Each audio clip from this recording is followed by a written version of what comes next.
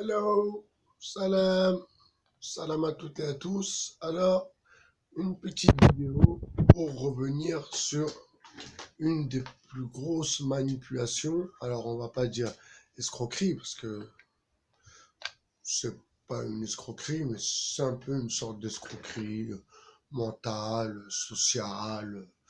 Ouais, voilà, on peut appeler ça une escroquerie quelque part parce que c'est mentir au peuple. Alors, on va parler de mai 68. Yeah, mai 68, ouais. La femme, la liberté, l'éclat, c'est la fête du slip. Euh, mais quand vous remontez dans l'histoire, parce que pour aller de l'avant, il faut savoir ce qui s'est passé derrière. Donc quand on remonte dans l'histoire et on réfléchit un peu plus, on comprend mieux que, en fait, mai 68 était la fête du diable, la fête de la chétanerie, la fête, la porte ouverte à la débauche.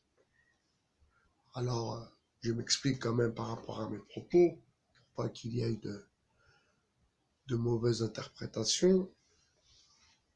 Alors, mai 68 a été déclaré comme un jour où la jeunesse, soi-disant les étudiants, se sont rebellés, se sont révoltés.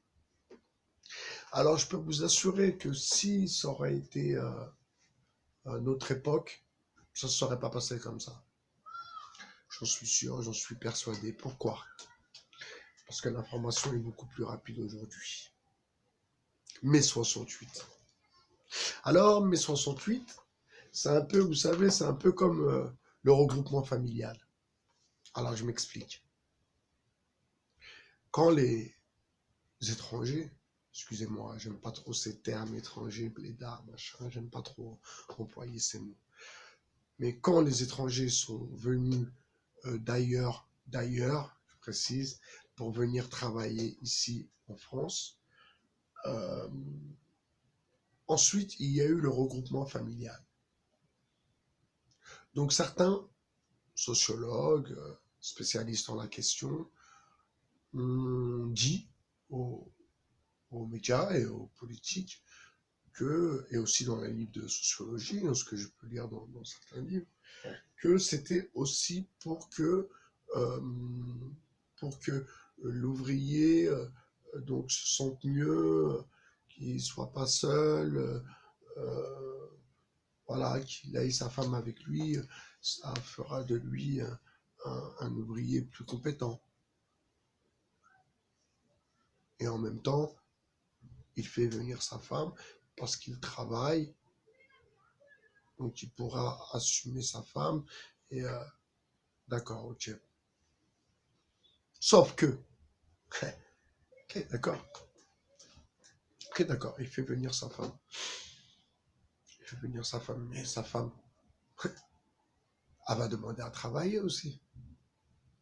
Ah oui, pourquoi elle ne travaillerait pas sa femme? Pourquoi elle ne travaillerait pas? Alors, les théories sur la femme au travail euh, sont totalement biaisées.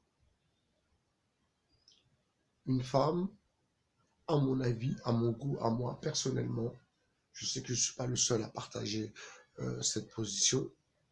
Une femme, pour moi, elle ne travaille pas. Non, elle ne travaille pas. Elle ne travaille pas. Elle ne travaille pas. Non. Si je peux me permettre, bien sûr, d'assumer entièrement ma femme ainsi que mes enfants, je ne vois pas pourquoi ma femme irait travailler. Ma femme ne travaille pas. Alors ensuite, ils ont mis l'histoire de la retraite et puis voilà, qu'est-ce que tu vas gagner si tu n'as pas travaillé? Vous comprenez le truc? Donc la femme se dit, oui, mais bon, demain, si ça casse avec mon mari, je n'aurais pas cotisé pour la retraite et plus tard, ce qui est totalement faux. Totalement faux. N'oubliez pas l'étymologie du mot travail, qui vient du mot torture. Il ne faut pas oublier.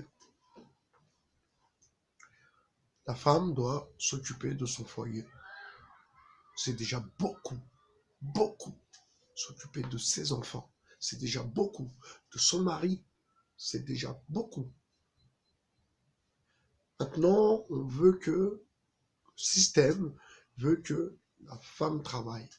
Et encore plus, ils veulent que les gens travaillent le dimanche.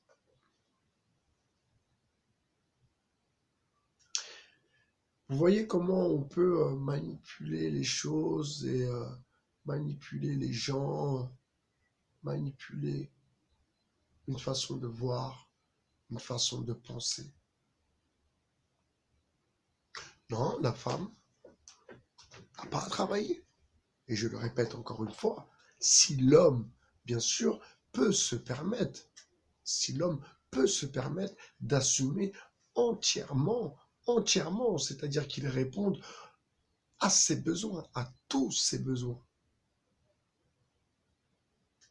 Donc un homme qui est plutôt productif, un homme qui fait rentrer de l'argent, un homme qui bouge, qui est actif, pas comme moi. Trêve de plaisanterie. Donc vous comprenez comment le système veut détruire, en fait. Tout ça est pour détruire. Donc maintenant, on veut que le système ne veut plus du couple normal, vous comprenez? Du couple homme, femme, avec des enfants, couple nucléaire, je crois ils appellent ça. Non. C'est mieux une femme séparée, les enfants placés ou les enfants dans les systèmes, dans leurs services éducatifs. Ils préfèrent ça. Pourquoi? Parce qu'ils se disent, les enfants qui ont des problèmes, qui vivent avec des problèmes, comme tous les enfants du monde, et qu'ils aient de l'argent ou pas, cela n'a rien à voir, c'est une histoire d'éducation. Mais eux, ils se disent, alors pourquoi pas prendre les enfants des gens qui ont des problèmes, les formater, les, euh, les formater à notre sauce, pour que demain ils tiennent nos propos,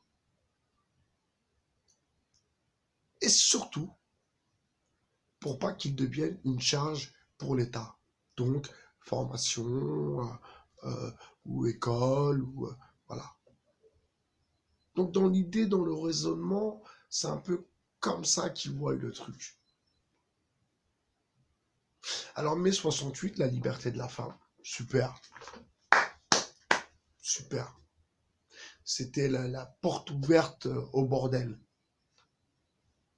La liberté de la femme, c'est quoi? C'est la femme avec les jupes à la moquette, comme dirait l'autre. La liberté sexuelle, ce qui a ramené les maladies et, euh, et la fornication.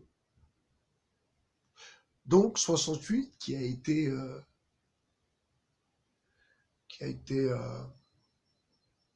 présenté, qui a été amené, qui a été préparé avec l'infâme Cohn-Bendit, l'homme qui parle de pédophilie normale, comme si c'était un sujet comme un autre. Oui, vous savez, dit-il, se faire déshabiller par une petite. Oh, mon Dieu, mon Dieu. Et à l'époque, la télé n'a pas relevé ces incidents plus que ça. Alors qu'à l'heure d'aujourd'hui, c'est quelque chose qui pourrait jamais dire à la télé. Jamais. Donc, 68 a été l'année de la débauche, de la débâcle. Alors, beaucoup, ceux qui viennent d'ailleurs, j'en rencontre, moi, ici, 2.0, pensent que 68 a été un mouvement un peu, ils imaginent, un peu révolutionnaire. Non, non, non, non, non. C'est pas comme ça que ça s'est passé. Et là, je leur explique les choses comme il le faut. Que mai 68 et en fait, on est en 2018, hein, vous voyez, 68, on est dans les 8 toujours. Alors, je ne suis pas du tout dans la numérologie, je ne suis pas du tout dans ce délire-là, mais 68 a été la porte ouverte à la débauche. Mais 68, ce n'est pas que la révolte des étudiants, parce que les étudiants étaient infiltrés. 68, après il y a eu 80, la marche des beurs, après il y a eu SOS Racisme. Donc quand je regarde les choses un peu comme ça, avec un peu de recul, je me dis que en fait, à l'époque, il n'y avait pas trop de contestation, quoi. Ou peut-être que c'est pas l'heure d'aujourd'hui où on se dit qu'on peut prendre la parole, qu'on a le droit de prendre la parole. Oui, c'est vrai que c'était carrément une autre génération. Donc on va pas condamner les anciens qui n'ont pas su, qui n'ont pas pu éviter cette débâcle et cette débauche. Mais 68 est une organisation américaine. Donc en fait, mai 68 a été le début de la destruction de l'Europe. Quand on regarde un peu le schéma avec un peu de recul et beaucoup d'avance. Ça a été vraiment créé pour foutre le bordel et pour, vous voyez, c'est un peu comme pour aiguillage. Ceux qui vont rester dans les études, ceux qui vont Woodstock, fumer des tarpés, machin, qui vont tomber dedans. Voilà, vous voyez, ça s'est séparé. Ceux qui sont dans le délire, qui suivent la musique et patati patata, et ceux qui ont compris que c'est une douille. Et voilà, comment ça s'est séparé.